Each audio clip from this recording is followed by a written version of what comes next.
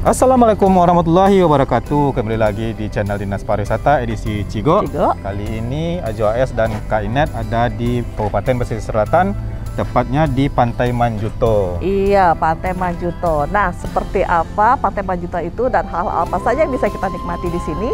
Yuk, ikuti kita terus.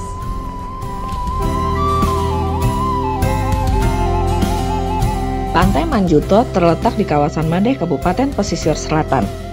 Jaraknya nggak begitu jauh kok, hanya sekitar 40 km atau 1 jam perjalanan dari kota Padang. Pantai ini tergolong private dan untuk masuk ke area Pantai Manjuto ini, Dunsana hanya perlu membayar Rp10.000 saja. Banyak hal yang bisa kita dapatkan begitu masuk ke area pantai ini. Selain disuguhkan pemandangan pantai dan laut yang indah, di pantai ini kita juga akan menemukan dermaga kayu yang menjadi ikon Pantai Manjuto.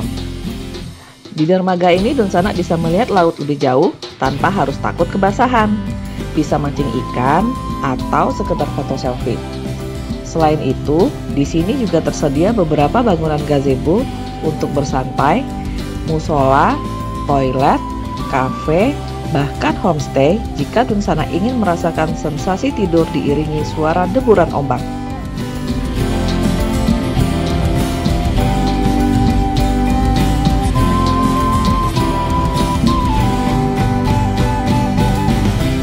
Nah, tertarik untuk datang ke sini?